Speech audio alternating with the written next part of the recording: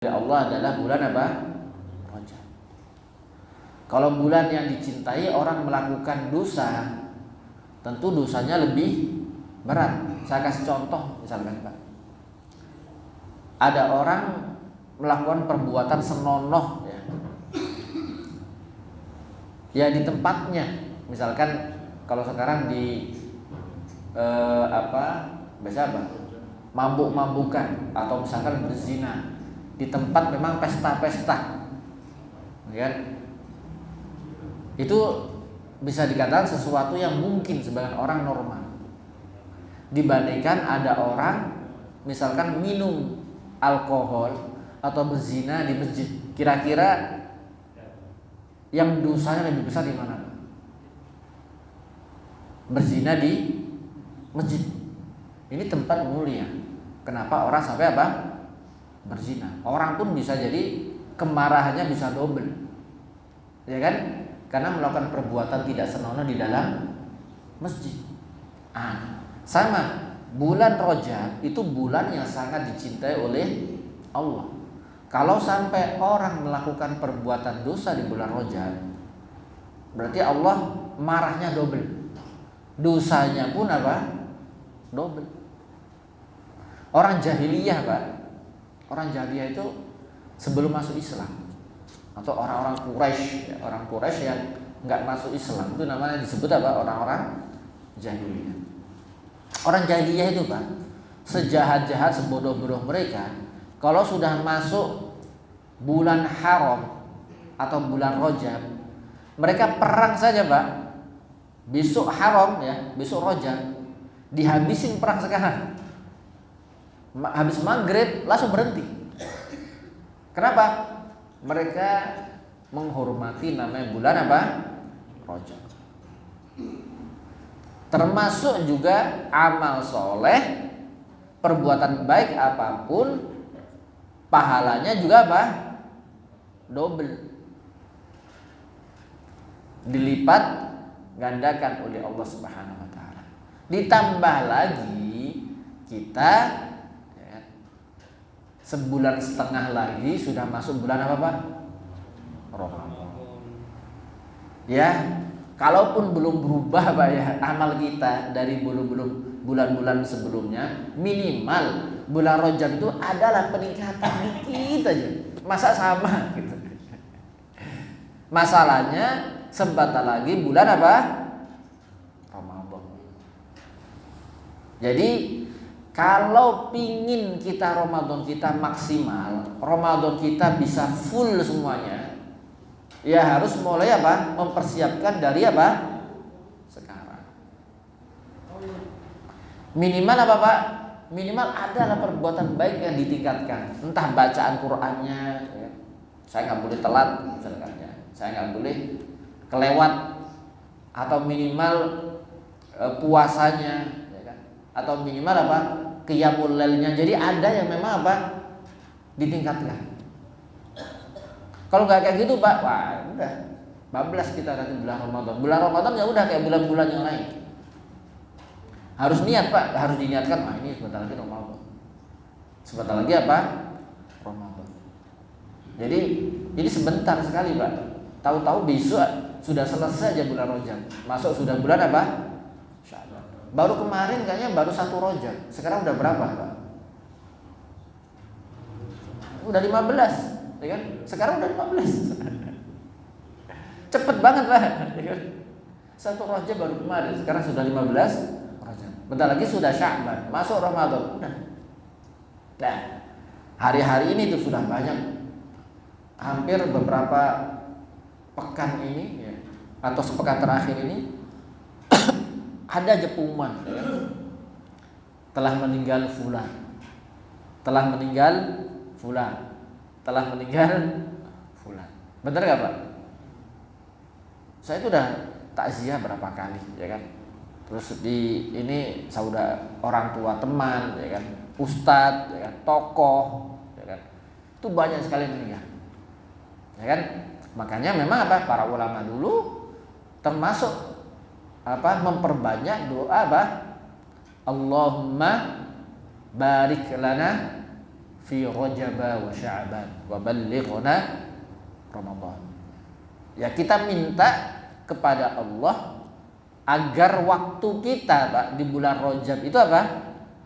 Diberkahi. Disibukkan dengan hal-hal yang bermanfaat, disibukkan dengan amal-amal soleh. Jadi kita minta kepada Allah agar waktu kita itu disibukkan dengan amal soleh bulan apa? Rajab dan di bulan Sya'ban. Sehingga kemudian kita masuk Ramadan itu benar-benar sudah apa? Sudah siap dengan bulan Ramadan. Ini perasaan ya, Ramadan udah deket banget, Mbak. Sudah sangat amat dekat sekali ya. Ramadan sudah sangat dekat sekali. Apalagi bentar lagi masuk Sya'ban tuh, wah, iklan-iklan udah mulai muncul, ya kan? Baik di WhatsApp, status, ya kan? Ya kan? Kapal-kapal, ya kan? Udah pada muncul gitu kan. Iklan-iklan apa udah mulai muncul ya. Jadi harus disiapkan. Minimal kalau amalnya belum berubah, doanya lah, Pak, ya kan? Doanya diperbanyak gitu. Berdoanya kepada Allah diperbanyak ya. Baik, kita akan melanjutkan kajian kita dari kitab Riyadhus Shalihin. Saya akan membacakan hadis yang diriwayatkan oleh Anas bin Malik. Rasulullah sallallahu alaihi wasallam bersabda, "Yu'ta bi an'ami ahli dunya min ahli nar yaumal qiyamah." Nah, jadi Allah itu menceritakan, karena Rasulullah itu menceritakan salah satu peristiwa nanti di akhir zaman atau di akhirat. Karena memang Rasulullah Allah berikan ilmu ghaib ya. Apa itu? Nanti, Pak, di akhirat Allah Subhanahu wa taala itu memberikan semacam apa? Simulasi. Jadi didatangkan orang yang paling beruntung di dunia ini. Bi an'ami ahli dunya. Orang yang paling beruntung dari di dunia ini, dari zaman Nabi Adam sampai akhir zaman, diambil satu orang paling beruntung. Paling enak hidupnya di dunia. Tapi dia penghuni neraka. Jadi orang paling beruntung di dunia itu ada dua. Ya kan? Orang paling beruntung di dunia nanti masuk surga. Ada orang paling beruntung di dunia nanti masuk apa? Neraka.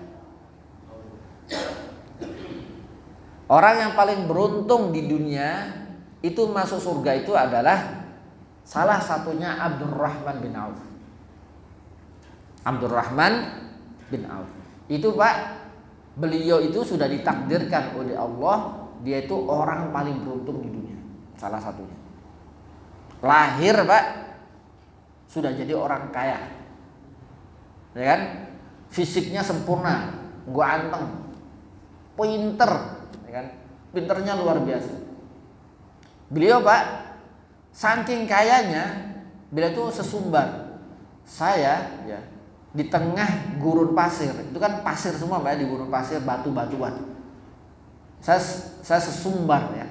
Setiap batu yang saya buka, saya bisa mendapatkan emas di situ. Itu Abdurrahman bin Auf. Istrinya cantik, 4 lagi.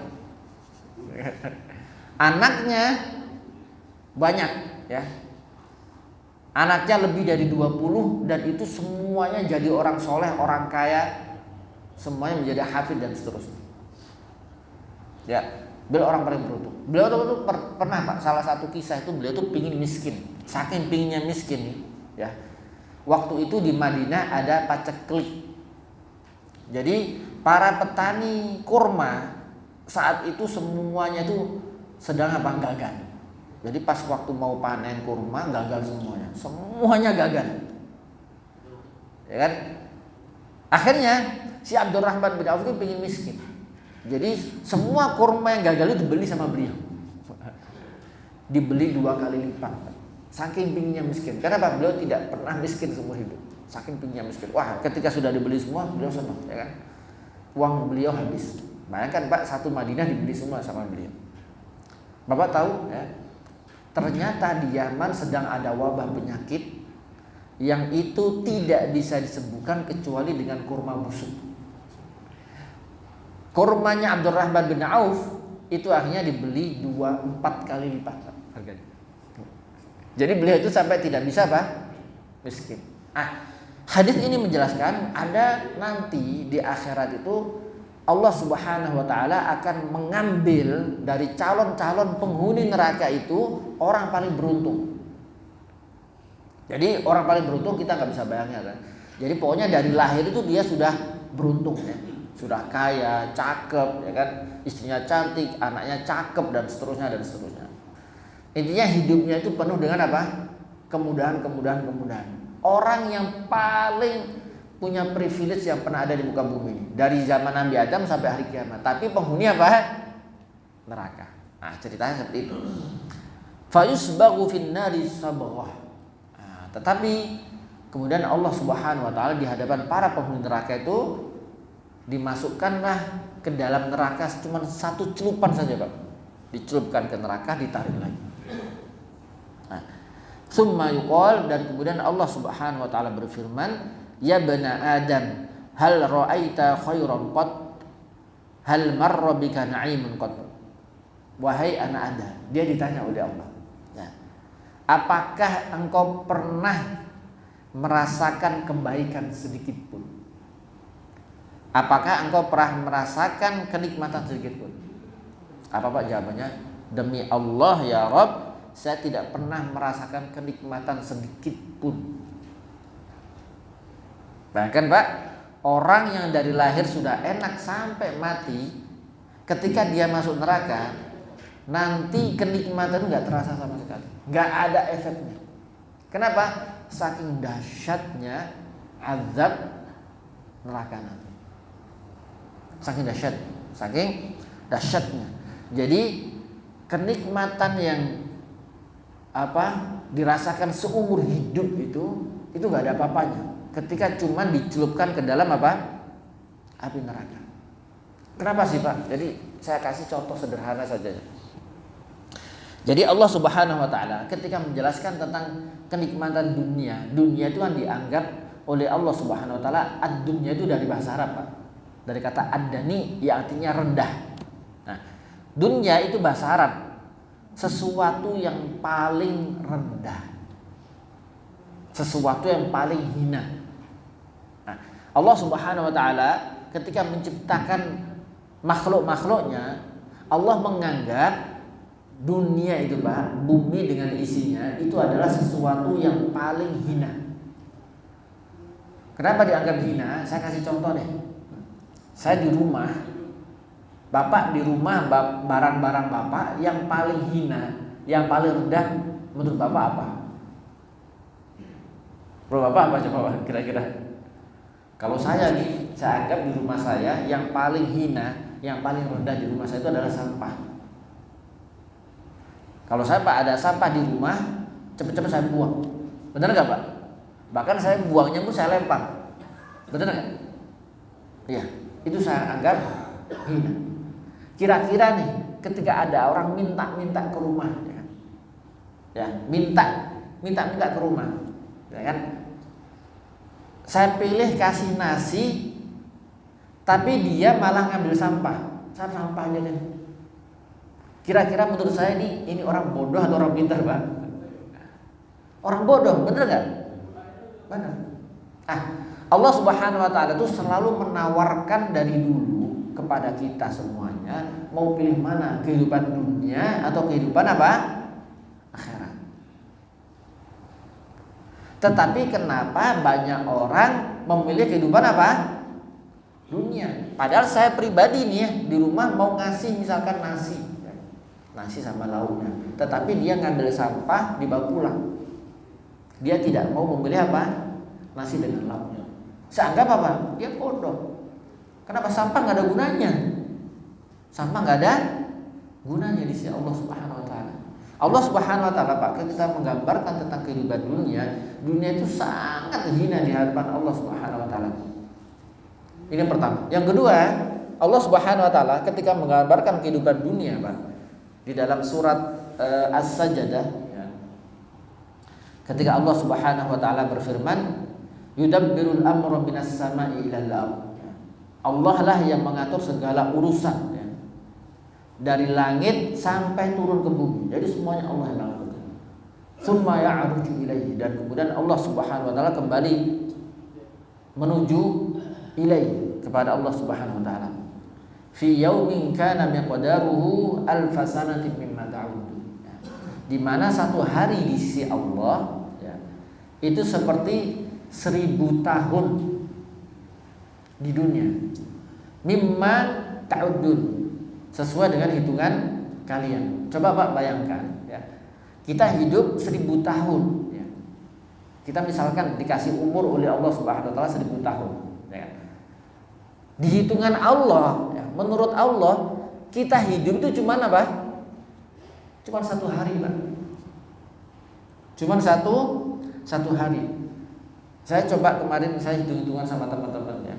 Di beberapa kajian saya coba saya hitungkan ya. 1 hari itu kan 24 jam Pak ya. 1 hari itu 24 jam. 24 jam menurut Allah 24 jam di sisi Allah itu sama dengan 1000 tahun kita hidup di dunia ini.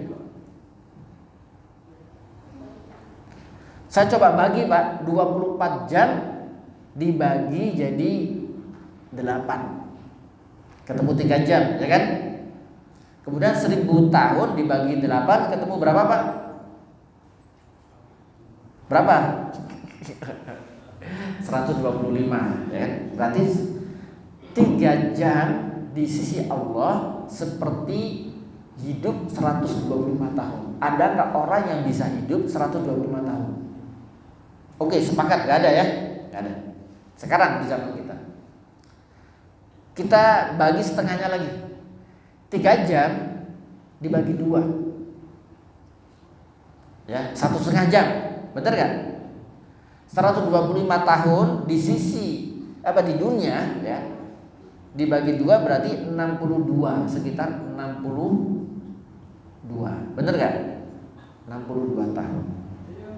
Kita hidup itu kan rata-rata 60 sampai 70 tahun ya, kata Rasulullah ya. Itu di sisi Allah Pak. Kita hidup selama itu di sisi Allah itu seperti cuma 1 jam. Benar gak? Iya. Jadi menurut Allah kita hidup itu gak lama, cuma satu jam. Pendek sekali. Sangat amat pendek. Sudah gitu 60 tahun, coba kita hitung. Semua orang rata-rata ya, kata Rasulullah, ini yang berbicara Rasulullah Pak ya, bukan saya ya. Jadi kalau usianya sudah 60 atau 70 tahun, berarti apa? Ini hitungan kata Rasulullah ya. Umur umat itu 60 sampai 70 tahun. Berarti sudah rezeki umurnya itu sudah apa? Sudah sedikit. Coba dipotong tidur. 1 hari tidur berapa jam Pak? Hah? 6 ya. Rata-rata 6 jam lah ya. Rata-rata 6 jam. 6 jam itu Pak, itu setiap hari sama dengan 1/4 dari 1 hari, ya kan? 1/4-nya. Kalau usianya 60 tahun Pak, berarti kita tidur aja sudah 15 tahun. Benar gak Pak? Ya. Berarti 60 tahun dikurangi 15 tahun, sudah 45 tahun. Amal kita tidak dihitung oleh Allah itu sampai balik, ya kan? Sampai balik kita nggak dihitung.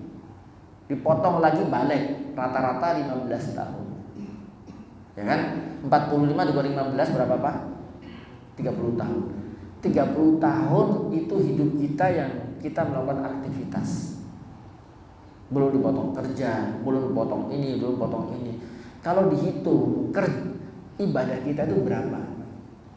Ada Pak 10 tahun dari 60 tahun itu? Atau 5 tahun? Atau 1 tahun? Gak banyak Pak.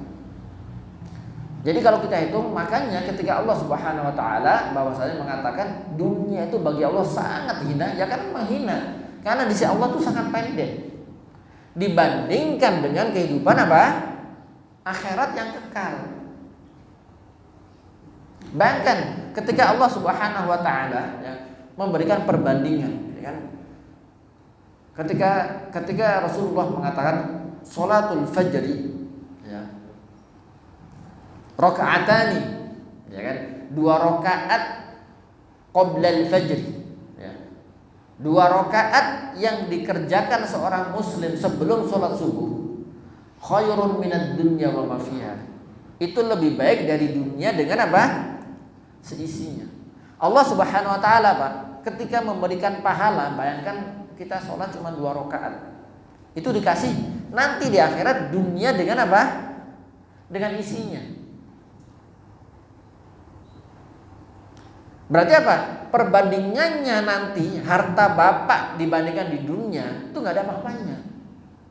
Sangat rendah sekali, sangat rendah. Makanya Pak, ketika kemudian nanti orang diazab, ya azabnya itu luar biasa dibandingkan dengan apa? Dengan penderitaan di dunia. Penderitaan di dunia, Pak, kenikmatan maupun penderitaan di dunia itu semuanya bersifat fana. Semuanya itu nggak ada yang abadi. Ada orang sesengsaranya apapun itu nggak mungkin setiap hari sengsara, Pak. Benar nggak, Pak? Ada. Termasuk yang kemudian mendapatkan kenikmatan. Nggak ada orang setiap hari nikmat itu, nggak ada. Bapak misalkan ya kesukaan makanannya adalah jengkol, ya. Misalnya saking senangnya jengkol, ya, sering makan jengkol. Bapak coba ya, pagi jengkol, siang jengkol, sore jengkol setiap hari. Masih enak nggak, Pak? Nggak enak. Orang misalkan kesukaannya rendang, pagi siang sore setiap hari makan rendang, enak nggak, Pak? Nggak ada. Kenapa? Karena memang telah Allah tetapkan kenikmatan di dunia itu nggak ada yang bersifat apa? Abadi. Bapak sesuka-sukanya sama jengkol, nggak mungkin Bapak sekali makan itu 2 kilo jengkol. Ada nggak, Pak? Nggak ada. Kita lanjutkan hadirnya, ya. Wa yu'ta bi asyaddin nasi bu'san fid dunya min ahli jannah. Dan nanti akan didatangkan oleh Allah Subhanahu wa taala orang yang paling menderita, yang paling kehidupannya paling sengsara yang pernah ada di muka bumi ini. Min ahli jannah, tetapi dia masuk surga. Sama, Pak. Jadi nanti di surga itu ada orang yang paling buruk itu ada 2, ya kan? Ada orang yang paling beruntung yang dimasukkan ke dalam neraka, ada orang yang paling sengsara dimasukkan ke dalam neraka. Sebaliknya, ada orang yang paling beruntung dimasukkan ke dalam surga, dan ada juga orang yang menderita juga dimasukkan ke dalam apa? Surga. Nah, nanti Allah Subhanahu wa taala akan mendatangkan orang yang paling menderita. Jadi dari pertama kali dia hidup, ya, dari dia dilahirkan sampai mati itu hidupnya apa? Sengsara terus. Entah misalkan fisiknya cacat, ya kan? Dibuang sama keluarganya, ya, dibenci tetangganya, ya. Intinya hidupnya itu nggak pernah enak sampai dia meninggal. Ya. Tetapi dia masuk apa? Surga. Fayusbaghu fil jannah, dimasukkan ke dalam surga. Fayuqal ya bani Adam, wahai anak Adam, hal ra'aita bu'san qattu. Apakah engkau pernah merasakan sakit, menderita? Apakah hal marra bika syiddah qattu? Apakah pernah engkau merasakan penderitaan? Maka dia berkata, la wallahi ma marra bi bi'sun qattu wa la ra'aitu syiddah qattu. Aku tidak pernah merasakan penderitaan, aku tidak pernah merasakan apa? Keburukan sama sekali. Jadi, Pak, nanti ketika seorang sudah masuk surga, ya, capek yang kita rasakan di dunia itu, ya, kemudian kita lelah, ya kan, sakit, ya kan, menderita, itu semuanya sudah hilang. Itu semuanya sudah hilang. Nah, ini menjadikan bahwasanya apa? Lelahnya ibadah itu, Pak. Ya. Memang ibadah itu lelah, sama seperti maksiat. Maksiat itu kan nikmat, ya. Tetapi apa? Lelahnya ibadah juga akan hilang. Ya. Nikmatnya maksiat juga akan hilang. Sama-sama hilang. Benar nggak, Pak? Cuman bedanya apa? Capeknya ibadah akan hilang, tetapi pahalanya tetap ada. Benar nggak, Pak? Sedangkan kemaksiatan, ya kan, nikmatnya hilang, dosanya tetap apa? Ada.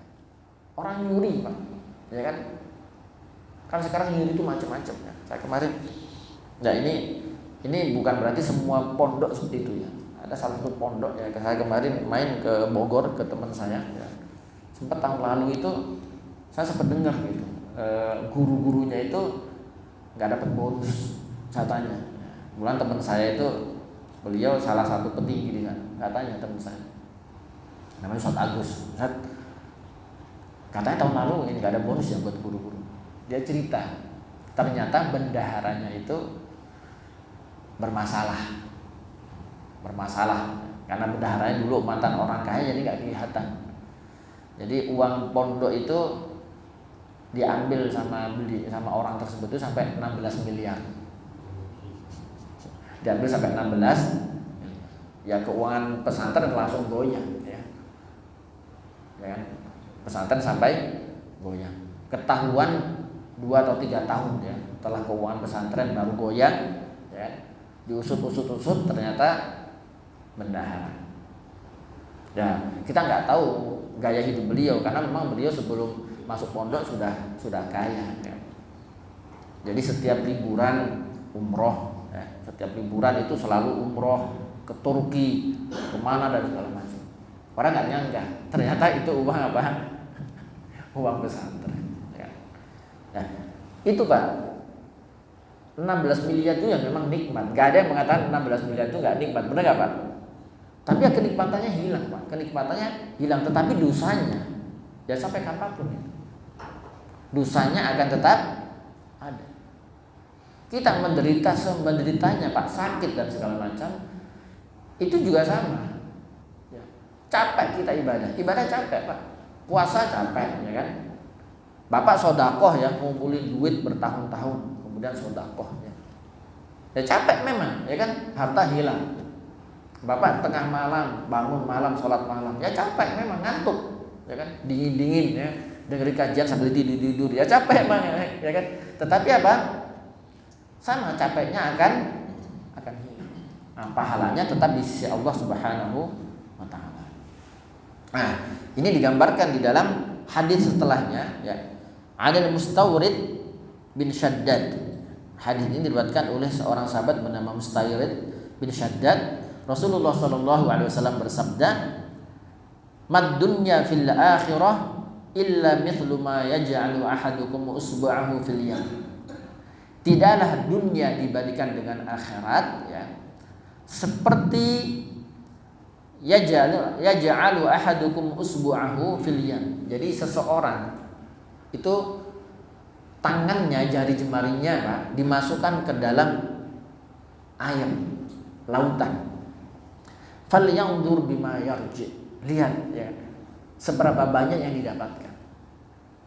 Pak, kata Rasulullah, orang sekaya-kaya apapun yang pernah ada di muka bumi ini, yang duitnya nggak pernah habis ya, kata Rasulullah, mengumpulin dunia itu Pak, seperti apa? Tangan dimasukkan ke dalam apa? Lautan. Satu tangan ini Pak, atau misal 2 tangan deh, ngambil air, kira-kira ini sebanyak apa Pak air yang bisa ditangkap dengan kedua tangan? Ya cuma segini, benar gak Pak? Orang dari bayi Pak ya sampai mati misalkan, ngumpulin gak tidur setiap hari ya, menurut hitungan Allah itu seperti apa? Cuma 1 bulan. Gak banyak Pak, sangat tidak banyak dibandingkan nanti Allah sediakan kenikmatan akhirat itu seperti apa? Lautan itu, seperti samudra itu. Jadi perbandingannya Allah berikan kenikmatan di dunia itu seenak-enaknya cuma segitu Pak, dibandingkan dengan apa? Samudra. Sering kita berikan contoh ya, saya kasih contoh sederhana. Kenapa seperti itu? Karena kenikmatan surga itu Pak, tidak hanya sekedar kenikmatannya, bahkan materinya saja ya, materinya dibandingkan dengan bumi gak ada apa-apanya Pak. Bayangkan satu rumah saja ya kan, satu bata saja itu terbuat dari apa Pak? emas, ya kan? Tentunya emas di surga nggak akan sama dengan emas di dunia kualitasnya. Wong Rasulullah aja mengatakan satu selendang bidadari itu lebih baik dari dunia dengan seisinya. Nilainya Pak, nilai di sisi Allah menurut Allah ya. Kalau misalkan dihitungkan jualan ya, kita jual beli. Saking mahalnya itu selendangnya. Selendang itu kalau seandainya dijual di dunia, jadi seluruh bumi ini dengan isinya untuk membeli satu selendang itu nggak bakal cukup. Nah, itu maksudnya. Jadi apa yang kita kejar, apa yang kita raih dengan segala macamnya itu di sisi Allah tidak lebih seperti apa Pak? Kita mengumpulkan di tangan. Ya sudah, yang kita mampu begitu. Kalaupun kita menyelam, kita nggak bakal bisa dapat banyak. Nah, itu kata Rasulullah Shallallahu Alaihi Wasallam. Nah, kita masukkan hadis lagi ya. Satu hadis lagi ya. Hadis dari Jabir radhiyallahu anhu ya. Sesungguhnya Rasulullah Shallallahu Alaihi Wasallam bersabda, Rasulullah Shallallahu Alaihi Wasallam suatu ketika berjalan di pasar. Wan nasu kana fatayhi, dan kemudian manusia di pasar itu sedang ada di pinggir-pinggir pasar. Artinya gini, jadi namanya pasar itu Pak, nggak ada orang ke pasar itu tujuan utamanya itu untuk ibadah, nggak ada. Benar nggak Pak? Bapak ke pasar tujuannya untuk baca Quran, mungkin nggak Pak? Nggak ada ya kan? Yang di sini misalkan ada yang kerja di pasar, namanya ke pasar ya tujuannya cari kerja, udah nggak ada. Ke pasar itu ibadah nggak ada. Dari rumah ya memang cari untung. Bapak misalkan jualan ikan, ya gimana ikan itu bisa untungnya berapa, ya kan? Bapak ke pasar jualan sayur, ya gimana sayurnya itu untung berapa, kan gitu. Namanya orang ke pasar niatnya adalah cari untung. Nah, aktivitas dunia dengan sepadat itu Rasulullah SAW kemudian mendapati ada bangkai kambing. Ini sering sekali kita angkat hadisnya. Ada bangkai kambing, anak kambing ya. Anak kambing jantan tapi bangkai. Nah, di pinggir pasar kelihatan ada anak kambing bangkai. Nah, Rasulullah SAW ketika melihat kesibukan pasar ya, ada yang aktivitas jual beli pasar, maka Rasulullah kemudian mencoba mengalihkan sebentar ya. Kata Rasulullah kemudian sambil pegang ya telinga dari kambing itu. Kebetulan kambing itu, bangkai kambing itu telinganya cacat Pak. Nah, kambing itu kan telinganya panjang ya, ini pendek. Ini pendek cacat. Kata Rasulullah, ayyukum yuhibbu ayyakuna hadza lahu dirham. Di antara kalian ini ya, orang-orang di pasar ini, mau enggak kalian membeli bangkai kambing itu dengan seharga 1 dirham? 1 dirham itu kurang lebih sekitar mungkin 100.000 atau 200.000. Ya, sekitar 100.000 atau 200.000. Bapak ditanya ya sama Rasulullah, mau enggak beli bangkai kambing ini dengan harga 100.000 atau 200.000? Bapak sedang di pasar ya kan? Jawabannya sahabat sama persis dengan yang kita pikirkan. Ma nuhibbu lahu anna lahu lana bi syai'in ma nasna. Enggak mau Rasulullah. Buat apa itu bangkai? Bangkai buat apa? Dimasak enggak bisa, dikasihkan orang enggak bisa. Buat apa? Sampai rumah enggak bisa dipakai apa-apa. Langsung masuk sampah, ya kan? Bangkai. Rasulullah melanjutkan. Ya sudah, kalau kalian nggak mau beli, gimana kalau saya kasih cuma-cuma? Nah, ada bangkai dikasih cuma-cuma. Apa jawaban para sahabat? Wallahi law kana hayyan kana aiban. Demi Allah Rasulullah, kalau bangkai kambing ini hidup, dia itu aib. Kenapa? Karena cacat. Cacat, kambing cacat Pak. Kalaupun dijual harganya apa? Murah, nggak untung, ya kan? Apalagi dia sudah jadi apa? Bangkai. Buat apa? Rasulullah baru kemudian memberikan apa? Pelajaran buat kita. Demi Allah, dunia itu lebih hina di sisi Allah dari bangkai kambing. Nah, seperti tadi Pak saya gambarkan, Jadi menurut Allah Pak, dunia dengan segala kemegahannya, dunia dengan yang kita cari, kan kita kalau sekolah ya dari kecil, dari SD kan ditanamkan nanti kamu kerja apa, kan SMP nanti kamu kerja apa, SMA nanti kamu kerja apa. Jadi dari kecil itu kita sudah ditanamkan harus gimana kita hidup itu untuk bisa apa? Kerja. Ke anak juga sama, kamu nanti kerja apa, kamu nanti kerja apa. Kalau kamu sekolah sini kamu nggak dapat pekerjaan, kalau kamu nggak ini nanti nggak sukses. Jadi kan semua kita mikirnya dunia kan. Itu di sisi Allah tidak lebih dari apa? Bangkai kambing. Bangkai kambing sangat amat hina. Dan tadi Pak saya kasih contoh, saya kasih contoh apa? Menurut Allah itu apa? Lebih hina dari bangkai kambing. Jadi Allah itu sangat tidak suka dengan apa? Kehidupan dunia. Kenapa? Bagi Allah kehidupan dunia itu sangat rendah, tidak lebih dari bangkai kambing. Makanya, ya kan? Makanya kemudian kalau kita lihat, saya kasih coba gambaran sederhana saja Pak. Kenapa kemudian kehidupan dunia itu begitu rendah di sisi Allah? Ya. Coba kehidupan orang tadi kita gambarkan orang itu hidup 60-70 tahun. Oke, ada yang lebih panjang misalkan. Enggak usah, ada kok yang hidup sampai 100 tahun misalkan. Tapi Pak, coba bayangkan, ya hidup 100 tahun itu dari usia 70 tahun sampai 100 tahun dia ngapain? Dia bisa nggak masih kerja? Udah nggak bisa. Aktivitas nikah lagi misalkan, ya kan? Udah nggak bisa. 70 tahun sampai 100 tahun biasanya sudah ngerepotin anaknya, bener nggak Pak? Udah nggak bisa maksimal. Ibadah juga sama, gitu. Jadi intinya ya memang masa-masa produktif sampai 60 tahun. Kemudian setelah 6 tahun misalkan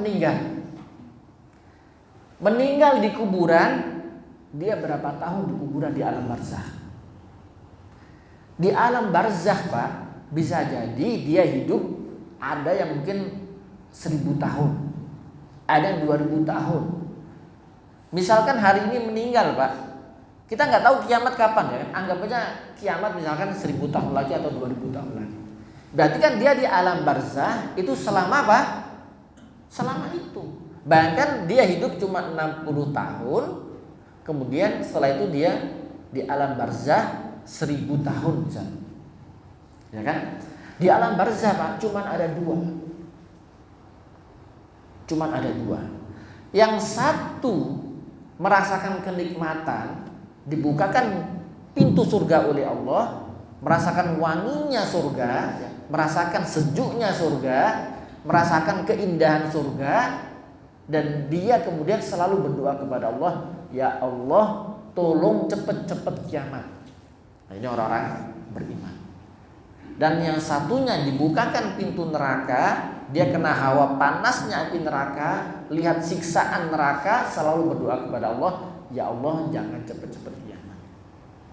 Coba bayangkan ya, 60 tahun hidup di dunia dibandingkan dengan alam barzakh. Ini baru satu proses. Proses kedua, Allah bangkitkan.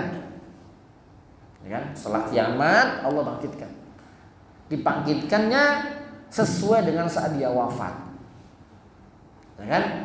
Sesuai dengan amalannya. Ada dibangkitkan, ya kan? Misalkan apa? Miring, ada dibangkitkan. Misalkan apa? Kepalanya di bawah. Ada dibangkitkan buta, ada dibangkitkan apa? Tuli, dan seterusnya.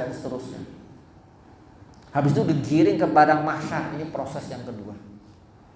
Baru itu digiring ke padang mahsyar. Di padang mahsyar semuanya dikumpulkan. Itu di dalam Al-Quran 50.000 tahun Pak. 50.000 tahun di mana Pak? Di akhirat. Yang satu harinya seperti 1000 tahun di dunia. Dikumpulkan ya, matahari cuman 1 mil, ya kan? Kemudian apa? Orang-orang berkeringat semuanya, ditampakkan neraka dan surga oleh Allah Subhanahu wa taala. Ya, itu baru apa? Padang mahsyar. Kita menunggu keputusan Allah. Di situ Pak, itu hal yang paling mengerikan. Sampai Rasulullah itu pernah ditanya, wahai Rasulullah, ya, apakah engkau mengingat kami nanti? Rasulullah Pak ditanya, apakah engkau mengingat kami nanti Rasulullah? Kata Rasulullah Pak, semua manusia hanya ingat diri mereka sendiri di 3 tempat. Salah satunya di padang mahsyar. Di padang mahsyar Pak, Rasulullah saja nggak ingat sama istri sama anaknya, apalagi kita. Yauma yafirul mar'u min akhi. Di padang mahsyar Pak, nanti itu orang ingat ya. Oh, saya punya saudara. Didatangin Pak saudaranya. Minta tolong, lari. Nah. Wa ummihi wa abi. Kita semuanya nanti datang ke ibu kita. Kita ingat, wah ibu kita orang soleha, rajin ngaji. Datang, minta tolong. Gak mau. Datang ke bapak kita, ya. Datang ke anak kita, ya. Datang ke istri. Gak ada yang mau, gak ada yang mau menolong kita. Itu padang mahsyar. Itu 50.000 tahun. Nah, setelah itu apa? Setelah proses menunggu 50.000 tahun, baru kemudian nanti apa? Ada namanya munaqasyah, persidangan. Semua manusia disidang satu-satu. Kamu pernah melakukan dosa ini di sini ya, tanggal sekian, ini sekian. Kamu pernah melakukan ini. Semua ditanya. Setelah itu apa? Setelah itu proses keberapa tadi ya? Keempat atau ketiga ya. Habis itu namanya yaumul hisab. Di hisab, di audit. Kita punya buku, semua orang punya buku masing-masing. Ya. Bukunya dihitung semuanya, dari dia balik dihitung. Ya. Kamu tanggal sekian ngapain? Ini uang kamu dari mana? Ini makanan kamu dari mana? Baju kamu dari mana? Untuk apa? Dan seterusnya. Itu semua dihitung sama Allah satu persatu. Ya kan? Satu persatu semuanya dihitung. Sampai apa Pak? Sampai semuanya dikumpulkan. Oh, ini namanya amal soleh, ini namanya amal baik. Dikumpulin Pak. Ya ini yang paling lama ya kan? Yaumul hisab ini termasuk lama ya. Kalau orang hartanya banyak, ini semakin apa? Semakin lama. Berat Pak, nanti itu berat ya. Yaumul hisab itu apa? Berat. Belum kalau misalkan nanti banyak tertipu. Ada orang-orang dia seneng, wah ternyata dosa saya sedikit, amal soleh saya banyak. Tapi ini baru diaudit. Barulah nanti berpindah namanya yaumul mizan, ditimbang. Ya, ditimbang. Orang-orang bisa jadi apa? Bisa jadi ternyata apa? Amalannya banyak, dosanya sedikit. Pas ditimbang ternyata amal solehnya gak ikhlas. Akhirnya apa? Itu tidak berpengaruh sama sekali. Nah, setiap proses ini Pak, menurut sebagian ulama itu perjalanannya adalah 50.000 tahun. Ya. Di padang mahsyar 50.000 tahun. Kemudian apa? Di yaumul hisab ya. Di hari penghitungan 50.000 tahun, di munaqasyah 50.000 tahun, di pertimbangan juga 50.000 tahun. Nah, setelah itu kemudian apa? Ada namanya al-dzul. Al-dzul ya. Al-dzulum itu adalah sebuah kegelapan. Gelap sekali. Tidak ada cahaya sama sekali. Satu-satunya cahaya itu ya amal kita. Makanya ada hadis misalkan basyiril masya'in ya. Bin nuritan ya. Berilah kabar gembira bagi orang berjalan di kegelapan malam yang pergi ke masjid. Ini fungsinya Pak, kita sholat subuh, sholat isya itu biar tubuh kita itu punya cahaya ketika nanti lewat namanya apa? Kegelapan itu. Ya kan? Sebagian ulama mengatakan nanti ada namanya al-haud. Tetapi mungkin setelah itu kita ambil dulu ya. Setelah itu baru apa? Sirat. Ya. Barulah kemudian melewati apa? Jembatan. Jembatan Pak. Ini yang salah satu yang paling mengerikan. Ya, salah satu yang paling mengerikan. Karena bawahnya adalah apa? Neraka. Sudah. Orang nggak bisa lewat sirat ya sudah selesai. Jembatannya jangan bayangkan jembatan seperti zaman kita, Pak. Jembatannya itu kecil, ya kan? Cuman sehelai rambut. Sebagian ulama mengatakan lebih kecil dari, Rasulullah mengatakan lebih kecil dari sehelai rambut. Nah, menurut sebagian ulama satu rambut dibagi jadi 7. Lebih tajam dari pisau, ya. Lebih licin dari apapun. Ya. Siapa yang bisa selamat, Pak? Kita ketika melewati apa? Jembatannya. Ya kan? Di bawahnya apa? Neraka. Sudah. Kalau dia nggak punya amalan ya sudah jatuh. Nah, setelah melewati jembatan, barulah di situ tinggal ada surga neraka. Apakah selesai? Tidak, masih ada 2 proses lagi. Proses yang pertama adalah disebut kontoroh.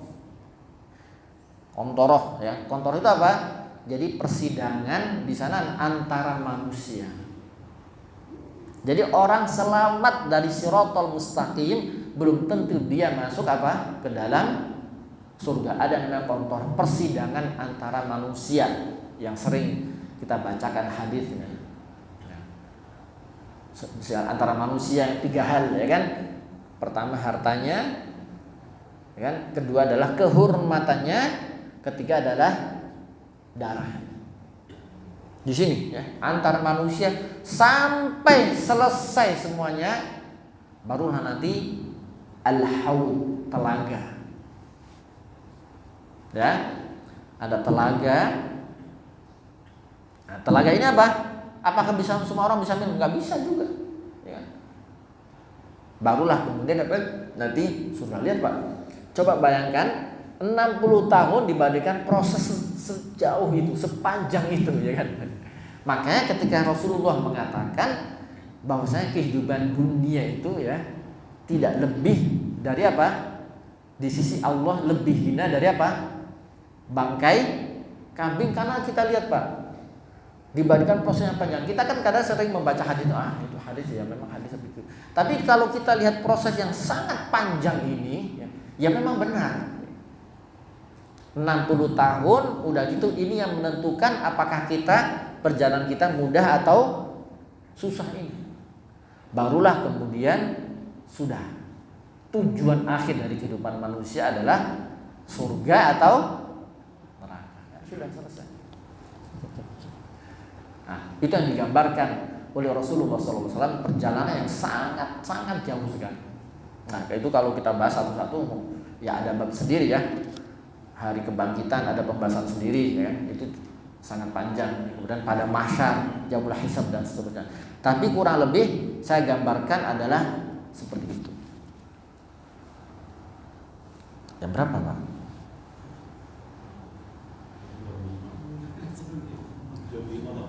Oh iya. Iya. Sudah, ya. Saya tutup satu lagi deh, satu lagi, ya. Karena ini sebagai ini, ya. Setelah kita gambarkan, maka Rasulullah dalam hadis ini, hadis setelahnya apa? Rasulullah mengatakan kun fid dunya ka'annaka gharib aw 'abiru sabil. Jadilah di dunia seperti orang asing atau 'abiru sabil atau musafir. Jadi kita itu, kata Rasulullah, Pak, hidup dunia itu seperti orang asing atau musafir. Jadi kita ke dunia itu disuruh cuma mampir doang, Pak. Bapak namanya orang asing, ya kan?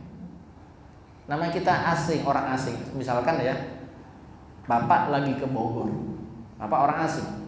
Kesana Bapak niatnya nginep di hotel atau nginep di rumah saudara 1 hari, 2 hari, 3 hari, atau Bapak niatnya hidup di sana selamanya? Enggak kan? Cuma nginep doang.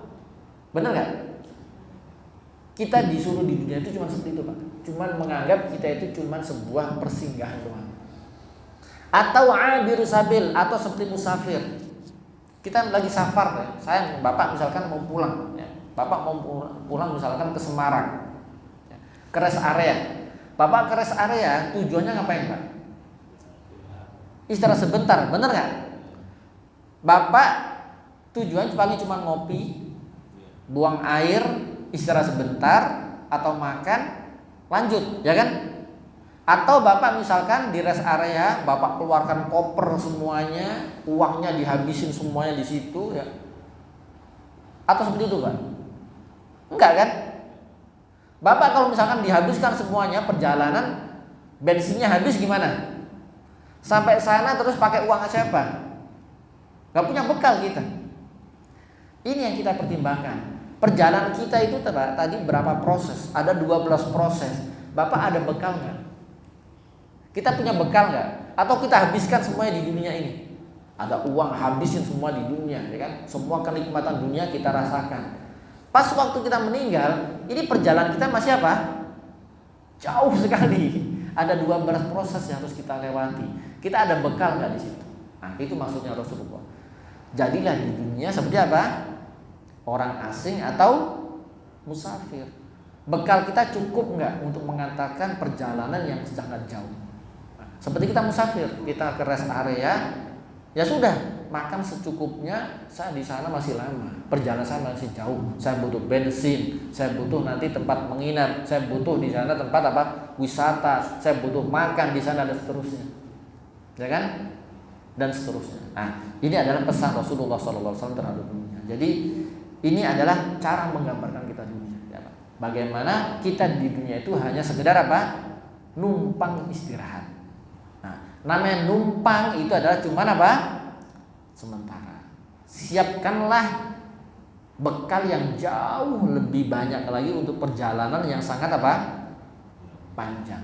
Perjalanan kita sangat panjang. Kita butuh bekal yang sangat apa? Banyak.